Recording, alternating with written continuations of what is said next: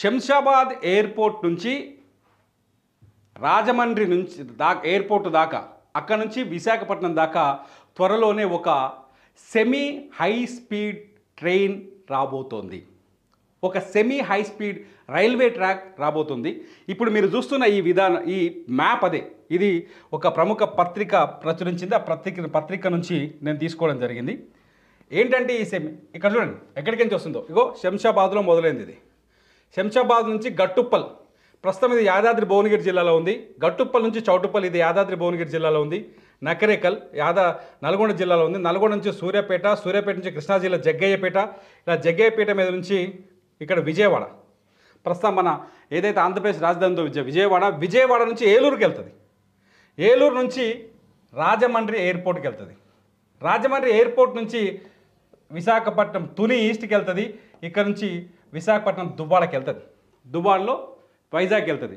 ఇప్పటి వరకు ఈ దూరం అంటే ప్రస్తుతానికి 2 రైల్వే మార్గాలు ఉన్నాయి. హైదరాబాద్ నుంచి అంటే శంషాబాద్ అంటే ఆల్మోస్ట్ ఎయిర్పోర్ట్ నుంచి అనుకో 2 రైల్వే మార్గాలు ఉన్నాయి. ఈ 2 రైల్వే మార్గాలు ఎట్లున్నాయంటే విశాఖపట్నం నుంచి ఖమ్మం మీదుగా ఒక రైల్వే ట్రాక్ ఉంది.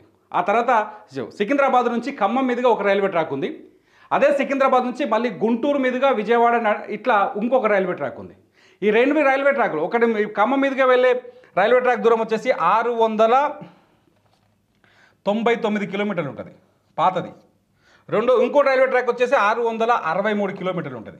అయితే ఈ semi high speed railway track, ఈ రైల్వే ట్రాక్ ఎంత అవుతుందంటే 661 కిలోమీటర్లు అవుతుంది. 660. ఇది సెమీ హై స్పీడ్ రైల్వే ట్రాక్కి మామూలు రైల్వే ట్రాక్కి తేడా ఇలా 660 కిలోమీటర్లు అవుతుంది. అయితే విచిత్రం ఏం చెప్పనా, ఇలా శంషాబాద్ నుంచి ఇక్కడికి పోవడానికి కేవలం 4 గంటలే పడుతుందట.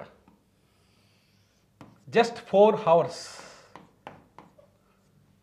కేవలం 4 గంటలు మాత్రమే పడుతుందట.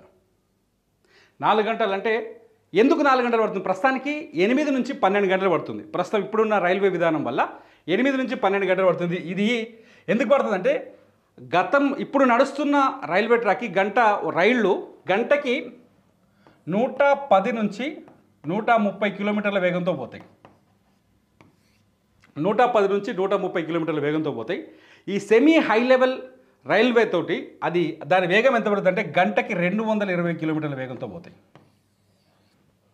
సో ఇప్పుడు 8 నుంచి 12 గంటలు పడుతుంది అనుకోండి, ఇది 4.5 గంటలకు తగ్గే అవకాశం కనిపిస్తుంది. ఇది మామూలు రైల్వే ప్రాజెక్టు కాదు. ఇప్పటికే దీనిపైన సర్వే పూర్తయింది. త్వరలోనే ఈ నవంబర్లో రైల్వే బోర్డుకి సర్వేని అందించే అవకాశం ఉంది. ఎట్ ది సేమ్ టైం ఇంకొక రైల్వే ట్రాక్ కూడా ఉంది.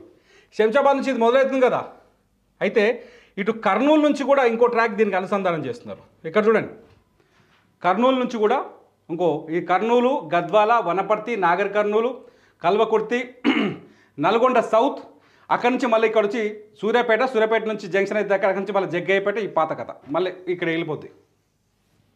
వెళ్ళిపోతుంది. సో ఇక్కడ నుంచి కూడా అంటే కర్నూలు నుంచి కూడా నేరుగా విజయవాడ నుంచి రాజమండ్రి నుంచి విశాఖపట్నం ఈ కొత్త రైల్వే ట్రాక్ రాబోతుంది. దీనిపైన ఇప్పటికే సర్వేలు పూర్తయినాయి. దీనివల్ల తెలంగాణకి మామూలు ఉపయోగం లేదు. ఎంత పెద్ద ఉపయోగం ఉందంటే తెలంగాణకు ఒకసారి చూడండి, ఎంత పెద్ద ఉపయోగం ఉంది. ఇక్కడ నుంచి శంషాబాద్ నుంచి గట్టుప్పల్ అనుకోండి, శంషాబాద్, గట్టుప్పల్, ఇక్కడ చూడండి, ఇదంతా తెలంగాణ ప్రాంతమే. ఎక్కడి నుంచి ఈ ప్రాంతం అంతా ఆల్మోస్ట్ ఆల్ తెలంగాణ, ఇదంతా తెలంగాణ. ఈ బాక్స్లో చూడండి, శంషాబాద్, గట్టుప్పల్, చిట్యాల, నకరికల్, సూర్యాపేట, జగ్గయ్యపేట కరెంట్ అవుతారు కదా ఇక్కడ దాకా. ఈ ఏరియాలో ఇంతవరకు రైల్వే ట్రాకే లేదు పెద్దగా. చిట్యాల ఒకటి ఉంది, ఈ నడికుడి నుంచి ఇటు పోయే ట్రాక్ ఒకటి ఉంది, నడికుడి ట్రాక్ ఒకటి ఉంది.